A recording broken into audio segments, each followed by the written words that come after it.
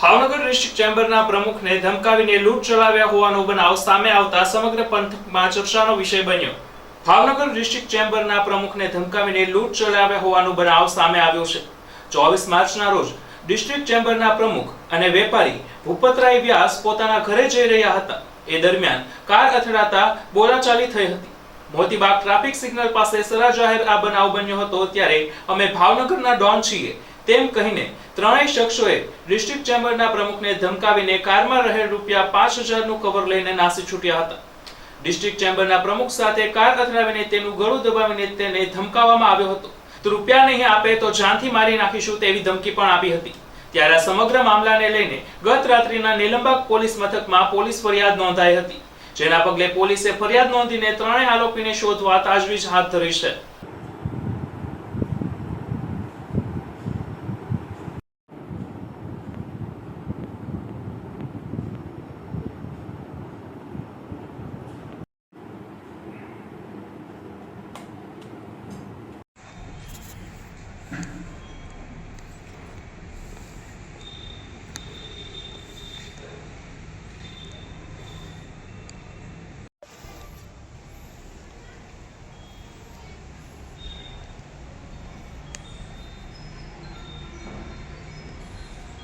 એમાં સોમવારે સાંજે મોતીબાગ સિગ્નલ આગળ ટ્રાફિક જામ હતો। હું ફેક્ટરીથી નીકળીને ઘરે જતો હતો મારી ગાડીમાં।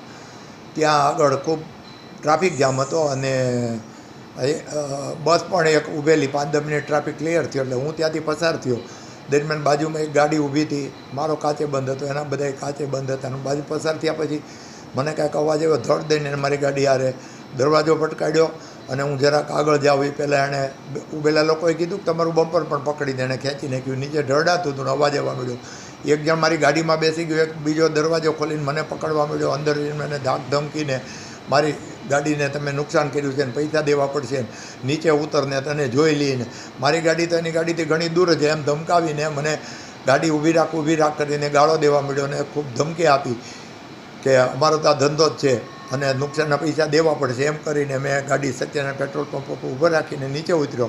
ત્યાં મારા છોકરાઓ અને બીજા મારા નાના ભાઈના છોકરાઓને બધા આવી ગયા અને એની હારે ચર્ચા હાલતી હતી અને એ માથાકૂટ ખૂબ જ કરતા હતા। અંદર ધાક ધમકે આવીને મને એકદમ ગાડીમાં બેસીને ગભરાવ્યો અને આગળ થોડી વાર એ ગાડી લઈને આવ્યા। તેની ગાડીમાં નંબર પ્લેટ નહોતી, બધાની સામે એણે નંબર પ્લેટ લગાડી અને બધાને ધાક ધમકે આપીને થોડી વારમાં એ લોકો ત્યાંથી નીકળી ગયા। બાકી બધી વિગત એફઆઈઆરમાં લખાવી છે। કોઈ પણ રીઝન કારણ વિના મારે એની હારે કોઈ ઓળખાણ સંબંધ કાંઈ નહોતું, મને ઓળખતો પણ નથી અને મારી હારે આવી રીતે એણે દાદાગીરી કરી અને આ બધું કર્યું।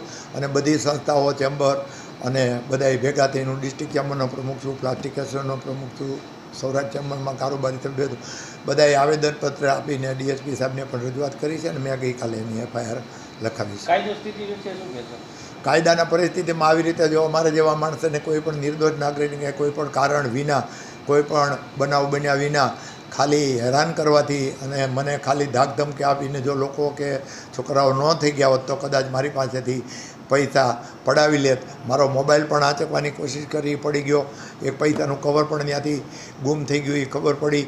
એટલે એક જ ઈરાદાપૂર્વક મને હેરાન કરીને મને લાગે છે કે ધાક ધમકી આપીને પૈસા પડાવવાનું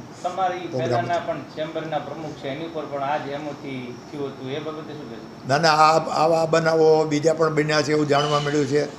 અને એ એની ગાડીમાં નંબર પ્લેટ પણ નહોતી અને એણે બધાની સામે જ પાછી નંબર પ્લેટ ત્યાં કાઢી હતી, લગાડી હતી અને પોલીસે એની રીતે કાર્યવાહી શરૂ કરી છે। પોલીસે સોમવારે ફરિયાદ નોંધીને કાલે ના ના, પોલીસે તો ફરિયાદ લખાવી જ હતી, મને એફઆઈઆર લખવાનું જ કીધું પણ મેં જાણવા જો ફરિયાદ મેં જાતે જ પણ એફઆઈઆર નહોતી લખાવી સોમવારે। પોલીસે તો એફઆઈઆર મારી લખવા માટે જ મને કીધું હતું પણ મારે એની માથાકૂટમાં મેં વિચાર્યું કે અત્યારે મારે નિરાતે હું લખાવીશ પછી, એટલે મેં નહોતી લખાવી।